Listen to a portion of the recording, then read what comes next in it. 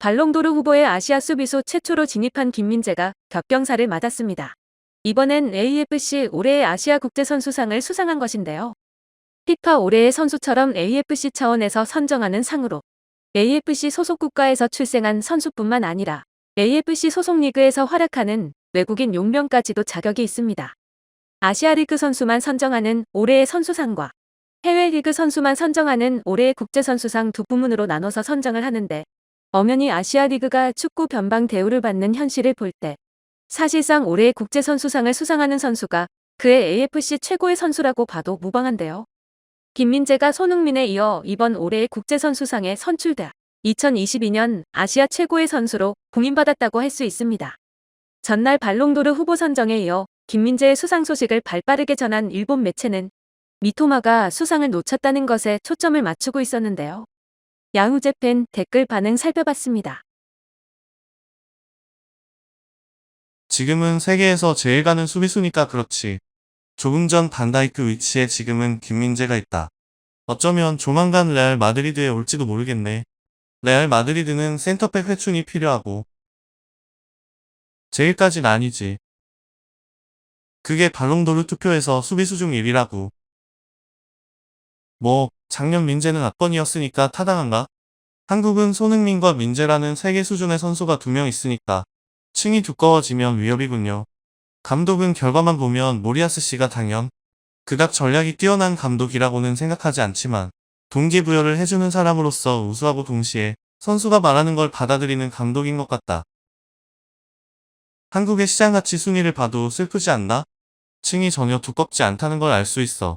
민재나 손이라든지 삐져나온 선수는 서너 명 있는데 그 외엔 선수가 너무 없다. 해외파도 비정상적으로 적어 셀틱에서 벤치에 앉아있는 한국인 2선수가 상위권에 오는 수준.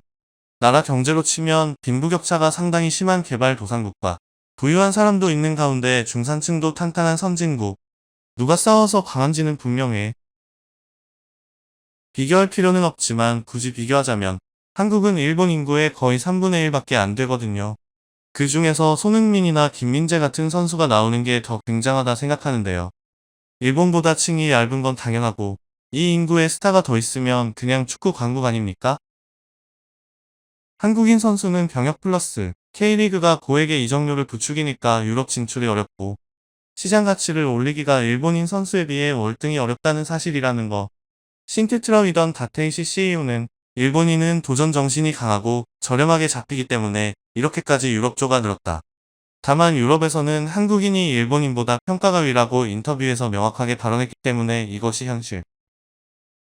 최근에는 토미야스의 엘보우 먹인 이동준, 이동경이 독일에 도전했지만 선발 자리 못 잡고 귀국. 정우영은 프라이부르크에서 도안의 정위치를 빼앗기고 이적. 한국에 젊고 유망한 오현규와 양현주는 일본인들의 활약에 편승해 셀틱으로 이적했지만 마에다 후루아시의 실력이 안 돼 벤치에 계속 앉아있다. 결국 장벽이 높아서 시장 가치가 안 올라가는 게 아니라 그 정도 수준이라는 거. 최근 일본 선수가 해외에서 활약하고 있는 수가 많기 때문에 이미 평가는 뒤집혔다고 생각하는 편이 좋다. 미토마는 확실히 지난 시즌 브라이튼의 약진을 공헌했고 개인 퍼포먼스도 클럽 대표 모두 돌출했었지만 마라도나 제적 이래 나폴리에서 33 시즌 만에 세리아 우승에 공헌한 김민재의 수상은 납득. 이번 시즌도 바이에른에서 활약하고 있고 미토마는 브라이튼과 연장하면서 이적료가 치솟아버렸다. 이적료가 적당한 가격이 되려면 30살 언저리 될 테니까 빅클럽에 발돋움하려면 리그 MVP 정도의 활약이 필요해짐.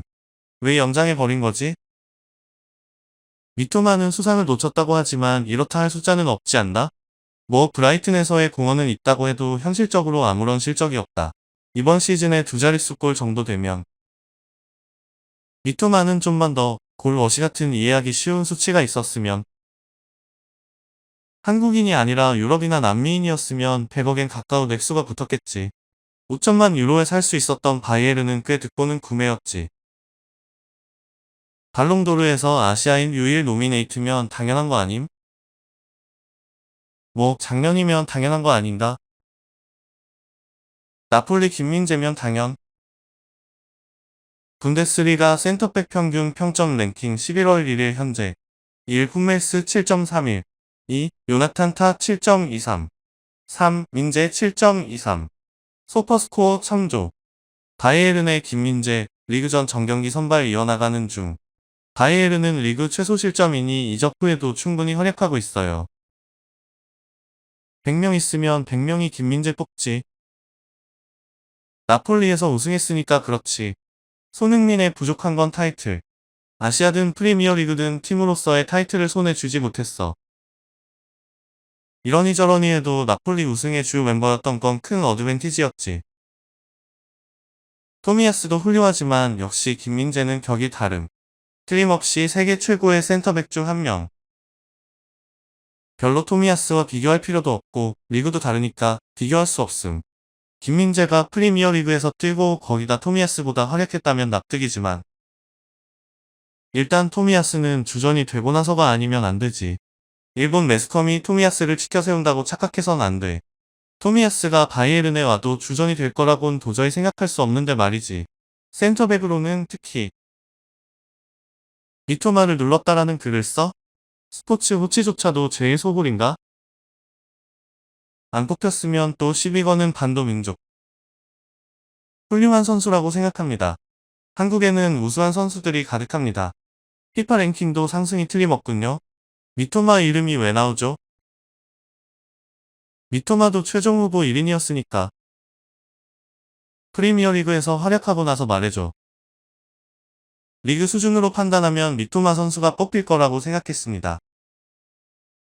스코틀랜드 리그 득점왕 MVP여도 역시 전혀 평가받지 못하는구나. 월드컵 나오지도 못하고. 민재는 나폴리 우승 1등 공신 중 한 명이니 타다한 수상이네. 바이에른에서도 아무렇지 않게 주전이고 유별난 선수. 나폴리에서도 바이에른에서도 주전이라는 시점에서 이미 굉장함. 나폴리니까 평가가 많이 올랐겠지. 바이에른이면 경기 나오는 건 대단해도 국내 재팬은 안 하면 안 되는 거니 사정이 까다로워지겠지. 그러면 내년엔 손이 상대가 되려나? 후보가 1번 후보에 미토마 타레미가 조금 어렵겠지만 PSV의 7번 이란인도 꽤 좋던데 말이지. 뭐 김민재와 일본인 선수면 맞상대가 안 되겠지. 엔도나 토미야스도 주전을 차지할 수 있도록 노력하면 좋아. 미토마는 일단 빅클럽으로 이적하는 게 목표일까? 한국 선수지만 훌륭한 선수는 칭찬하자고. 비교할 필요 없다 이런 건 악다구니로밖에 안 들리고 일본은 상대를 리스펙트할 수 없는 어떤 나라처럼 안 됐으면 좋겠어. 김민재의 수비는 토미야스를 한 步 빠르게 한 느낌이었음. 수비수로 한 步 빠르다는 건 상당한 차이가 있다고 생각해. 다만 빌드업이나 패스 정확도, 공격 센스는 토미야스가 압도적으로 위일까 하는 느낌. 오늘 준비한 내용은 여기까지입니다. 구독과 좋아요는 큰 힘이 됩니다.